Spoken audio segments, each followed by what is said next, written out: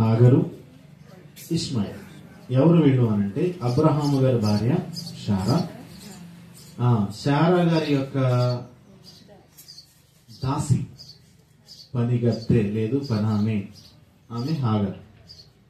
బిడ్డలు పుట్టట్లేదన్న విధానంతో ఏం చేసింది అని అంటే, భర్తకి నీ భార్యగా చేసుకోండి, నా కోసం బిడ్డలు కంటదని ఏం చేశాడు అని అంటే, శారా హాగర్ని ఇచ్చింది అబ్రహాం. ఆమె కడుపును పుట్టిన బిడ్డే ఇష్మాయేల్. వీళ్ళకి స్తోత్రం. రైట్, ఈ నలుగురు కనిపిస్తా ఉంటారు. ఈ యొక్క సారాంశం మనం చూడగలిగితే, అబ్రహాము కుమారుడు అప్పుడు ఇస్సాకు పుట్టాడు. ఇస్సాకుని ఈ యొక్క చూడండి ఒకసారి 9వ వచనం చదవగలిగితే అక్కడ మనకు అర్థం అవుతుంది. హాగరు కనిన కుమారుడు అనగా ఇష్మాయేలు. ఇస్సాకును ఏం చేస్తున్నాడంట, ఇంకేడిపిస్తున్నాడు అన్నాడు. చెప్పాలంటే మోకింగ్ అని ఉంది. మోకింగ్ అనేది ఏడిపిస్తున్నాడు, ఇబ్బంది పెడుతున్నాడు, విసిగిస్తున్నాడు, ఇంకేదో తనకి ఇబ్బంది కలిగేలా ఉన్నాడని ఆ మాట ఆమె చూసినప్పుడు రైట్ అబ్రహాంతో ఏముంది అని అంటే, నువ్వు దయచేసి దాసిని తన బిడ్డను బయటకు పంపించే మాకు. దేవుడు కూడా అంటాడు, అబ్రహాము నీకు పుట్టిన శారా కుమారులలో పుట్టిన కుమారుడే నీ సంతతి అవుతారు అని చెప్పాను కూడా దేవుడు చెప్పాడు. ఎందుకంటే దేవుడు ఆల్రెడీ చెప్పాడు నీకు బిడ్డలు ఇస్తాను అని చెప్పాడు. కానీ ఈరోజు శారా ఏం చేసింది, కొంచెం కంగారు పడింది. ఆ కంగారు పడకుండా ఉండుంటే ఈరోజు ఏ ఇబ్బంది లేదు. పడిన చిన్ని కంగారు ఏం చేసింది అని అంటే, ఈరోజు అనేకమైన దేశాల మధ్య శత్రుత్వాలు కూడా ఏర్పడిపోయాయి. రైట్, అయితే రైట్ ఇక్కడ చెప్పిన మాట గమనించగలిగితే, నేను ఇస్సాకు సంతానము, శారాకు పుట్టిన కుమారుడైన ఇస్సాకుని తనను ఎన్నుకున్నాను, తన సంతానాన్ని నేను చూస్ చేసుకున్నానని దేవుడు చెప్పాడు. దేవునికి స్తోత్రం. రైట్, అయితే ఇవి బయటకు వెళ్ళగొట్టబడిన తర్వాత వేకుని నెక్స్ట్ డే చూడండి అక్కడ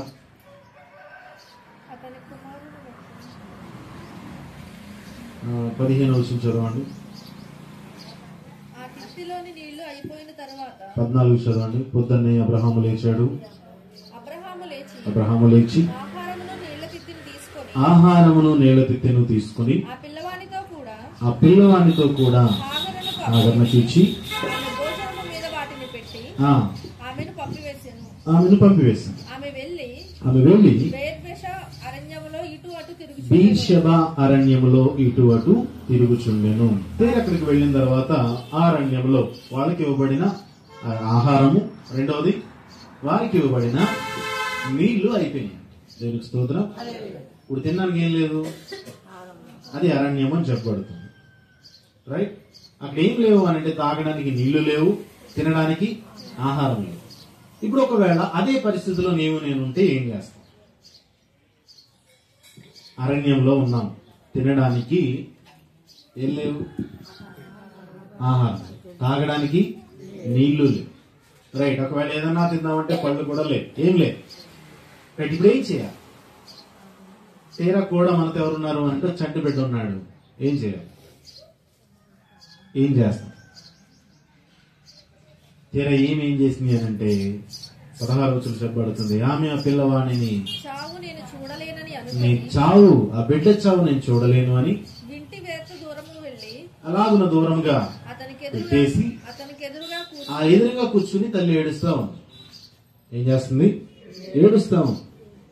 రైట్, మనకి కూడా కష్టాలు, బాధలు, శ్రమలు వచ్చినప్పుడు ఏడవడం లేదు, కేకలు వేయడము, ఇంకా చెప్పబడుతుంది అరవడము, గొంతెత్తి ఏడ్చే పరిస్థితి మన జీవితాల్లో కూడా ఏర్పడతా ఉంటారు. అన్ని రోజులు ఒకేలా ఉంటాయి, అన్ని పరిస్థితులు ఒకేలా ఉంటాయి, అందరి సమస్యలు ఒకటిగా. రైట్, ఒక్కొక్కరిది ఒక్కొక్క సమస్య, ఒక్కొక్కరిది ఒక్కొక్క బాధ, ఒక్కొక్కరిది ఒక్కొక్క ఇబ్బంది. అయితే ఆ ఇబ్బందిని బట్టి ఒక్కొక్కరు ఒక్కొక్క విధానంలో రియాక్ట్ అవుతూ ఉంటారు. అయితే ఈమె ఎడాలు ఏం చేస్తుంది అని అంటే ఏడుస్తూ ఉంది. ఏం చేసింది? ఇంకా బిడ్డ చావు ఒళ్ళో పెట్టుకుని చూడలేక దూరంగా పెట్టేసింది. రైట్, అయితే ఇప్పుడు అక్కడున్న ఆలోచించాను, అక్కడున్న నీళ్లు ఏమన్నా మాకు కనబడ్డాయి? నీళ్లు కనబడట్లేదు, ఆహారం కనబడట్లేదు, నీటి బొగ్గ కనబడట్లేదు, ఇంకా అక్కడ ఏమీ కనబడట్లా.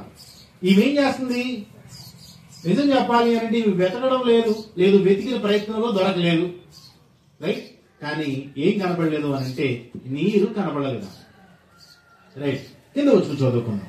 17వ వచనంలో దేవుడు ఆ చిన్నవాని మొర విని, ఎవరు మొర?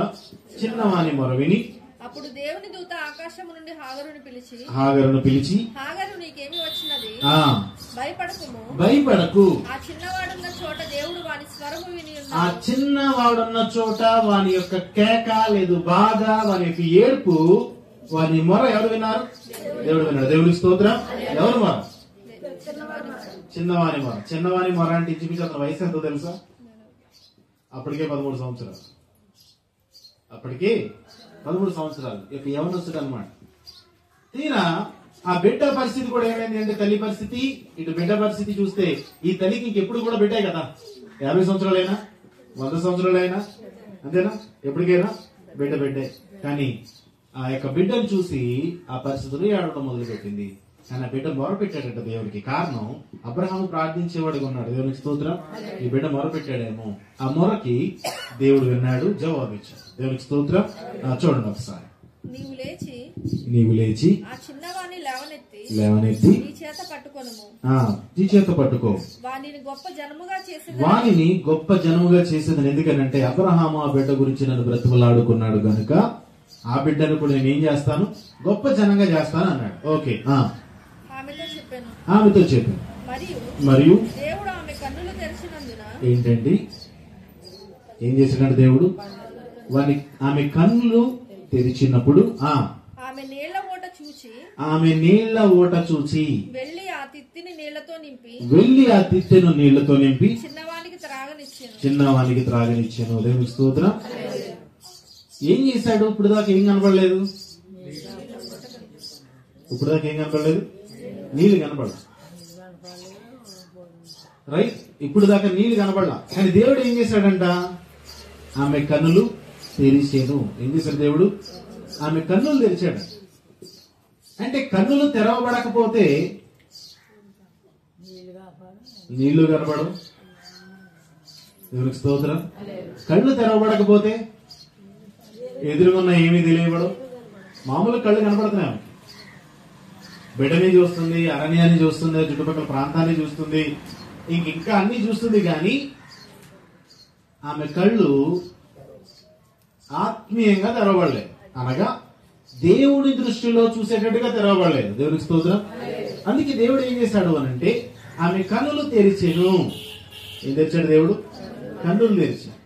ఆమె కన్నులు తెరిచినప్పుడు ఆమె నీటి బొగ్గను చూసింది, రైట్. అంటే మిగతా మన జీవితాల్లో సమస్యకు సమాధానం దొరకాలి అనంటే, రైట్, సమస్యకు జవాబు దొరకాలి అనంటే, ఇబ్బందికి లేదా కష్టానికి విడుదల పొందుకోవాలి అనంటే ఎవరు కళ్ళు తెరవాలి?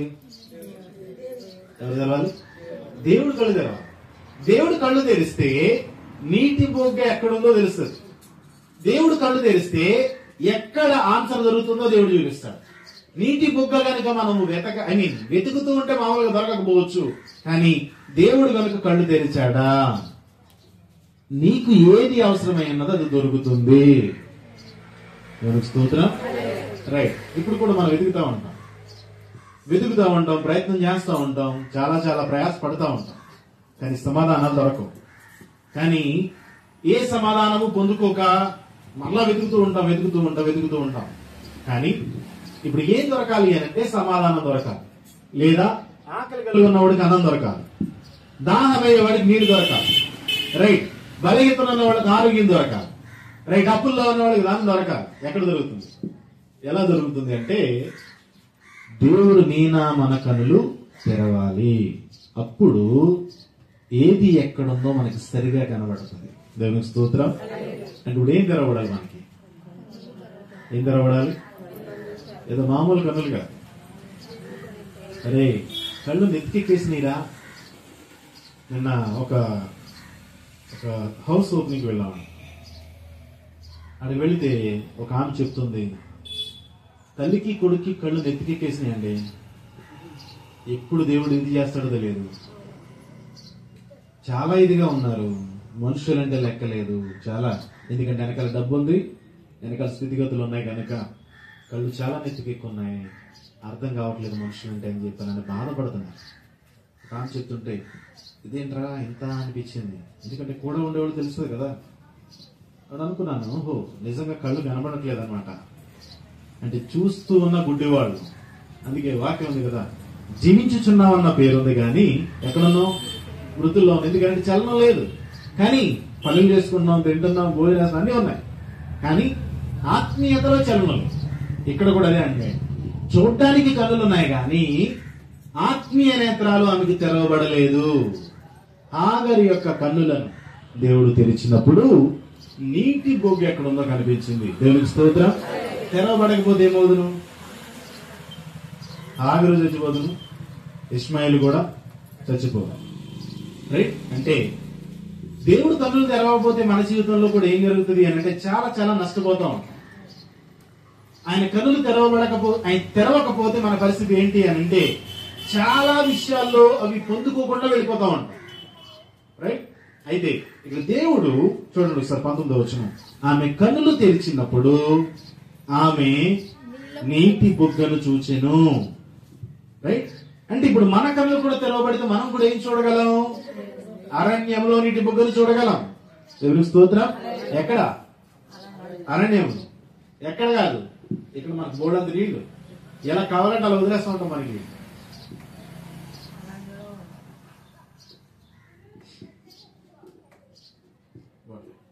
ఎలా కావాలంటే అలా నీళ్లు వదిలేస్తాం ఇక్కడ, అవునా? కానీ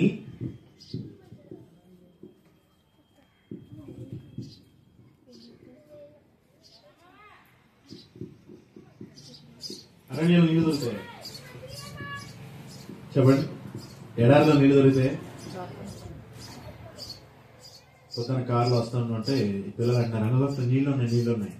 ఏంటది? కారులో దూరం చూస్తే ఏం కనపడతాయి? నీళ్ళే కనబడతాయి. నీళ్ళు ఉన్నాయి. 2 బాటిల్ అక్కడ పెట్టేద్దాం అన్నాను నేను. కనబడతాయా? కనబడతాయి. మనకి ఎలా ఉన్నట్టు? నీళ్లు ఉన్నట్టు కనిపిస్తాయి. ఎండ మావులు అంటారు కదా, రైట్? కనబడతాయి, కానీ ఏం చేయలేం. దగ్గరికి వస్తే ఏముండదు. దూరం నుంచి చూస్తే అక్కడ నీళ్లు ఉన్నట్టుగా, నీళ్ళు ఏదో మోకాళ్ళలో నీళ్లు ఉన్నట్టుగా కనిపిస్తూ ఉంటది, ఎండమావులు. అయితే ఇప్పుడు మన జీవితంలో కూడా ప్రాణం పోయే పరిస్థితిలో ఉన్న మనకైనా, అది బలహీనత అయినా, ఇబ్బంది అయినా, సమస్య అయినా, మన కన్నులు దేవుడు తెరిచినప్పుడు మాత్రమే దానికి సమాధానం దొరుకుతుంది. రైట్? హాగరు కన్నులు దేవుడు తెరిచాడు, ఆమెకి నీటి బుగ్గ కనిపించింది, బ్రతికింది. ఈరోజు మక్క అంటూ ఉంటారు కదా, ముస్లిమ్స్ అందరూ కూడా వెళ్ళి మక్క అంటారు. రైట్? అది ఎక్కడ? ఈ చోటే. ఎందుకనంటే దేవుడు అక్కడ నీటి ఊటను ఉబికే ఊటనిచ్చాడండి. ఇప్పటికీ అది ఉబ్బుకుతూనే ఉంది. దేవునికి స్తోత్రం. 8,000 అంటే ఇంచుమించు 6,000 సంవత్సరాలు అయిపోతుంది. రైట్? అయినా కూడా నీటి ఊట ఏమవుతుంది? ఇప్పటికి ఉబ్బుకుతూనే ఉంది. అంటే దేవుడు ఎక్కడైనా ప్రశ్నకు సమాధానాన్ని ఇవ్వగలిగిన వాడు. అంటే అప్పటికక్కడ నీటి బుగ్గ లేదు, కానీ దేవుడు చూచినప్పుడు, ఆమె కన్నులు తెరిచినప్పుడు అక్కడ నీటి బుగ్గ కనిపించేలా దేవుడు చేశాడు. దేవుడికి స్తోత్రం. అది ఇప్పటికి ఉబ్బుకేలానే ఉంది. అందుకే ఒకసారి ఖానాలో ఆయన అక్కడ పెండ్లి విధిలో ఉన్నప్పుడు, మొదటి సూచక్రియ చేసినప్పుడు అవన్నీ కూడా రాతి బాణాలు నీటితో నింపారంట. రైట్? దేంతో? నీటితో నింపేశారు. ద్రాక్షారసం అయిపోయింది. అయితే యేసు ప్రభు అన్నారు, నువ్వు పట్టుకుని వెళ్ళి ఆ యజమానికి పట్టుకెళ్ళిపోయాను. తీరా పోసిన తర్వాత పట్టుకెళ్ళినోడు తెలుసా ఏమని? నీళ్ళ కదా. ఎవరికి తెలియదు? తాగివాడికి తెలియదు. కానీ యేసు ప్రభువు తెలుసు ఈ పట్టుకెళ్ళి